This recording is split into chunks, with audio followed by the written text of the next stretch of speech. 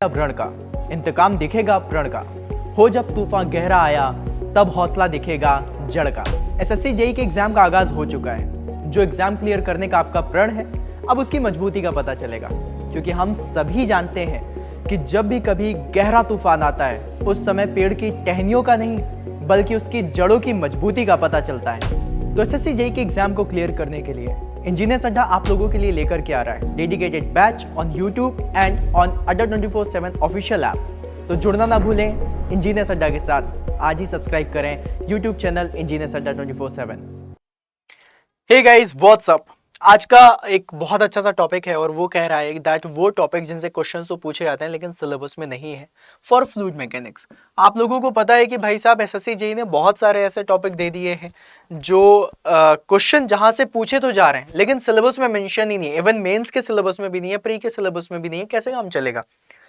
तो चलो देख लेते हैं। क्यों, कैसे देखेंगे भाई? इतने सारे क्वेश्चंस लगाए हैं, इतने साल से क्वेश्चंस जितने भी आए हैं उन सभी की एनालिसिस करी है, उनके हिसाब से पता तो है किस किस लेवल पे क्वेश्चन आते हैं। उन टॉपिक्स को अलग से लिख लेते हैं और फिर उसके बाद हम आगे बढ़ेंगे। तो गाइस देखा जाए यहाँ पर तो मैं आप लोगों के लिए टॉपिक्स भी लिखता हुआ चलूंगा और साथ में आप लोगों के लिए बताता भी हूँ कि क्या क्या चल रहा है। ये जो आप देख रहे हो this is the syllabus, this is the syllabus for your fluid mechanics and hydraulics. और ये जो आप लोगों को दिया हुआ है ये एसएससी जेईई ने दिया है। देखो प्रॉपर्टीज में अगर देखा जाए तो ideal fluid, real fluid, Newton's law, non Newtonian fluid, Newtonian fluid, compressible fluid, incompressible fluid, ये सारी चीजें दे दी, राइट। अब यहां पर जो इन्होंने नहीं दिया है, जो बहुत ज्यादा समझने वाली बात है, वो ये है भैया बेसिक प्रॉपर्टीज, जिनके बारे में डिस्कशन नहीं किया है लेकिन आप लोग पढ़ते भी हो और वो सही बात है भाई, पढ़नी भी चाहिए क्योंकि वहीं से ही बहुत सारे क्वेश्चंस आते हैं, राइट। अलोंग विद दैट आप लोगों ने गाइस यहां पर एक चीज नोटिस नहीं करी होगी इस पूरे के पूरे सिलेबस में कि इन्होंने बॉयंसी और फ्लोटेशन का नाम तक नहीं दिया। कहीं पर भी बॉयंसी एंड फ्लोटेशन नहीं है, कहीं पर भी हाइड्रोस्टैटिक प्रेशर के बारे में नहीं है। तो गाइस अगर देखा जाए तो हाइड्रोस्टैटिक प्रेशर क्वेश्चन पूछे जाते हैं, दिया नहीं है। तो मैंने आप लोगों को बताया भी था कि किस तरीके से क्वेश्चन आते हैं। मैं प्रीवियस ईयर के क्वेश्चन जो रोज रात को 8 बजे इसी इंजीनियर्स अड्डा चैनल पर कराता हूं, वहां पर बताता रहता हूं कि भाई क्या क्या चीजें हैं, क्या नहीं दिया हुआ है, राइट। हाइड्रोस्टैटिक प्रेशर के बारे में भी नहीं दिया इन्होंने बहुत ज्यादा इंपॉर्टेंट टॉपिक बॉयंसी और फ्लोटेशन इसको छोड़ दिया भाई साहब। मतलब इसके लिए तो मुझे उम्मीद नहीं थी कि इसको छोड़ेंगे लेकिन इन्होंने छोड़ दिया है ना। तो ये वाली चीजें नहीं होनी चाहिए, लेकिन आप लोगों को पता है that you all are super सूरमास, तो आप लोग ये सारी चीजें पढ़ोगे, राइट। इसके बाद गाइस यहां पर अगर देखा जाए तो इन्होंने फ्लूइड काइनेमेटिक्स में stream line, laminar flow, turbulent flow, external flow, continuity equation, ये सारी चीजें दे दी हैं। लेकिन इसके साथ पाथ लाइन क्या है, स्ट्रीक लाइन क्या है, स्ट्रीक लाइन का क्वेश्चन पिछले साल ही पूछा गया था, राइट। वो कोई भी चीज नहीं दी है, सिर्फ स्ट्रीम लाइन दे दिया है। अब आपको इसमें बताना पड़ेगा ना भैया stream line, streak line, path line, ताकि स्टूडेंट अच्छे से पढ़ के रखे वॉटिसिटी क्या है, सर्कुलेशन क्या है, राइट। ये सारी चीजें इसमें नहीं है। तो फ्लूइड काइनेमेटिक्स से काफी पोर्शन नहीं है जो तो मैंने अभी आपको बताए हैं। Along with that dynamics of fluid में इन्होंने बर्नौलीज इक्वेशन, टोटल वेलोसिटी की जो एप्लीकेशन ऑफ बर्नौलीज में venturi meter, pitot tube, orifice meter दे दिया। इन्होंने रोटामीटर छोड़ दिया, राइट। इन्होंने क्या छोड़ दिया? रोटामीटर। फिर डायमेंशनल एनालिसिस इन्होंने छोड़ी हुई है। इसके साथ इन्होंने बहुत बड़ा topic that is notches and wear भी छोड़ा हुआ है, नॉचेस एंड वियर्स, जिससे भर भर के क्वेश्चंस पूछे जाते हैं। फिर उसके बाद इन्होंने जो बेसिक से टॉपिक्स है ना वो छोड़ दिए, सिर्फ ऊपर से लिख दिया फ्लूइड काइनेमेटिक्स, पढ़ लो कितनी पढ़ सकते हो। तो गाइज अब जैसे ये जो टॉपिक्स है इनसे तो क्वेश्चन भर भर के आते हैं। मैंने सिर्फ ये 5-6 टॉपिक इसीलिए लिखे क्योंकि इसके क्वेश्चन मैं आपको दिखाऊंगा भी, मैं आपको सॉल्व भी कराऊंगा, और सिर्फ 1-2 नहीं, कम से कम 20-20, 30-30 क्वेश्चन हर टॉपिक से कराऊंगा, राइट। तो ये आप लोगों को करना है। अब यहां पर बात ऐसी आती है कि अब तैयारी करूं सर, किस तरीके से सारी चीजें पढूं, कौन सी किताब से पढूं, कौन सी बुक को फॉलो करूं, या फिर सर किस तरीके से पढूं, कैसे क्वेश्चंस लगाऊं। कोई टेंशन नहीं लेने की बात है। आप लोगों को 2-3 चीजें जो अभी मैं बता रहा हूं वो कर सकते हो आप। या तो कोई भी रेफरेंस बुक उठा लो, रेफरेंस बुक से ये सारी चीजें पढ़ लो, reference book, right. Reference book उठा करके कर लो, राइट। रेफरेंस बुक में तुम कोई भी ले सकते हो, मतलब इवन आर के Bansal is also a good book, आप उसको भी फॉलो कर सकते हो अगर आपको न्यूमेरिकल प्रैक्टिस करनी है, क्वेश्चंस की प्रैक्टिस करनी है बेसिकली, तो के सुब्रमण्या भी ले सकते हो, वो भी अच्छी बुक है, राइट। तो आप रेफरेंस बुक का यूज कर सकते हो। अलॉन्ग विद दैट आप प्रीवियस ईयर पेपर का भी यूज कर सकते हो। प्रीवियस ईयर पेपर पे आप लोगों को क्या करना है, प्रीवियस ईयर पेपर को उठाना है, उसमें देखिए कि भाई ऐसे कौन कौन से टॉपिक हैं जो टॉपिक सिलेबस में नहीं दिए हुए हैं लेकिन उस टॉपिक से क्वेश्चन पूछे गए हैं, उन टॉपिक्स को अलग अलग लिखना है। फिर उन क्वेश्चंस की एक अलग से लिस्ट बना लो कि भाई ये क्वेश्चंस आप लोगों के लिए दिए हुए थे, ये क्वेश्चन है जो सिलेबस में नहीं है लेकिन पूछे जा रहे हैं, राइट। तो क्वेश्चन पेपर्स को प्रीवियस ईयर पेपर से भी आप लोग इसको सेल्फ सर्च कर सकते हो, या फिर आप लोग यूट्यूब पर ही सेशन देख करके कर सकते हो, जो सेशंस में आप लोगों को करा रहा हूँ यूट्यूब सेशंस में, लेकिन उसके लिए भी आप लोगों को नोट्स तो प्रॉपर बनानी पड़ेगी। तो आप ये सारी चीजें करके जो आपके नए टॉपिक्स हैं उनको कंप्लीट कर सकते हो, राइट। ये हो गया आपका एक तरीका, ये हो गया आप लोगों का वे 1, आप इस तरीके से कर सकते हो अगर आप लोगों को इजी है।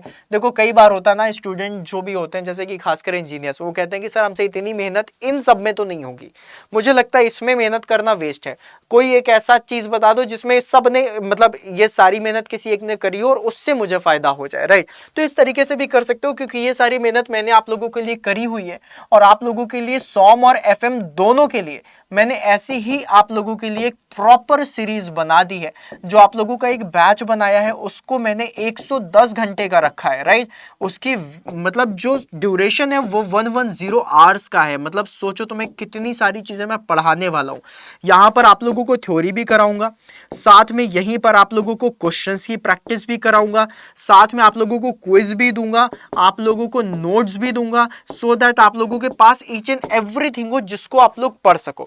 अब आपको अगर देखना है ये वाला बैच कैसा है तो मैं आप लोगों को दिखा देता हूं। जैसे ही आप लोग इसमें जाओगे फटाफट से मैं यहाँ पर आप लोगों को दिखा भी देता हूं। ये इसको ऐसे बंद कर देते हैं, यहाँ पर इसको ओपन कर लेते हैं। ओपन हो जाए मेरे लाल, ओपन हो गया। तो गाइज यहाँ पर जैसे ही आप अड्डा 24/7 पर जाओगे, जैसे ही आप यहाँ पर जाओगे वैसे आपको सबसे पहले वेबसाइट दिखाई देगी। इसमें देखो ऑल कोर्सेज में जाना, ऑल कोर्सेज में जाओ बेटा, जल्दी जाओ। हाँ, गेट एंट्रिंग सर्विसेज में एसएससी जेई। अब देखो एसएससी जेई में आप लोगों के पास दो ऑप्शन है, या तो आप एसएससी जेई का बैच ले लो, लेकिन इस बैच में सॉम एफएम मैं नहीं पढ़ा रहा हूँ। सॉम एफएम का मैंने एक स्पेशल बैच बनाया है, दिस वन, राइट। अब ये जो आप लोगों को सॉम एफएम का बैच है, ये बैच गाइज आप लोगों को बता दूं, ये बैच जैसे ही आप यहां पर जाओगे ऑफर्स में, अभी तो बहुत ज्यादा दिख रहा है, लेकिन जैसे ही आप यहां पर कोड लगाओगे, और वो कोड कौन सा है, दैट इज Y166 Y166, और Y166 लगा करके जैसे आप इसे अप्लाई करोगे तो अप्रोक्सीमेटली 735 रुपीज का पड़ जाता है, राइट। कोड आप लोगों को पता है, दैट इज Y166 का। इसको लगाओगे और इसको लगाने के बाद आप लोगों को 735 रुपीज का बैच पड़ जाएगा। यार इसमें तो 2 किताबें नहीं आती सॉम की, कैसे करोगे, राइट। टेस्ट सीरीज लेना है तो भी इससे ज्यादा महंगी आती है। इसमें आप लोगों को पूरे बैचेस मिल रहे हैं जिसमें आप लोगों को सारी चीजें मिल जाएंगी। सो आई थिंक आप लोगों के लिए बेनिफिशियल है। अगर आप लोगों को लग रहा है कि सर मुझे एसएससी जेई की भी तैयारी करनी है, ये वाला एसएससी जेई का जो आपने बैच दिखाया, मुझे एसएससी जेई की पूरी तैयारी करनी है, साथ में मैं सर ये वाला बैच भी लेना चाहता हूँ, साथ में मुझे सर कुछ नॉन टेक के बैच भी चाहिए, तो मैं क्या करूं? तो मेरे लाल उसके लिए आप लोगों के पास इंजीनियरिंग महापैक है। आप इंजीनियरिंग महापैक में किसी के भी, अगर आप सिविल के हैं, क्योंकि उसके लिए भी सॉम एफएम जरूरी होता है, एसएससी जेई का बैच जरूरी है, तो आप सॉम एफएम के लिए भी तो सिविल का महापैक है, मैकेनिकल इंजीनियरिंग का महापैक है, आप किसी में भी जाकर के ले सकते हो। महापैक में जाओ, सेम चीज 16,000 का बैच दिख रहा है, लेकिन आपको पता है शिवम सर का मैजिकल कूपन कोड है, that is Y166, right, Y166। देख लो, ये देखो Y166, राइट। जैसे आप Y166 लगा करके अप्लाई करोगे, अप्लाई करते ही ये बैच आपका 3600 रुपीज का हो जाएगा। तो सोचो 700 रुपीज का अगर आप वहां पर बैच लेते हो तो 735 वो हो गया, प्लस उसके बाद एसएससी जेई का जो बैच है वो 2300 रुपए का है, तो 3000 रुपए के तो ये 2 बैच हो गए, प्लस उसके साथ अगर आपका आरआरबी जेई आ गया, उसका बैच लेना चाहते हो तो वो 5000 का हो गया।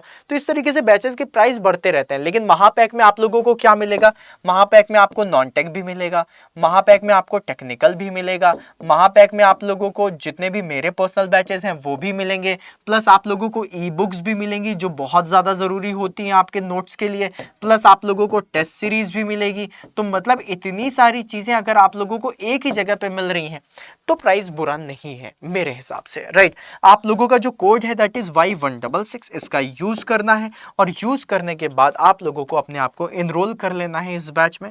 और गाइज अभी 18 तारीख से बैच शुरू हुआ है, तो अपने आप को देर मत करना क्योंकि टाइम बहुत ज्यादा नहीं बचा है, राइट।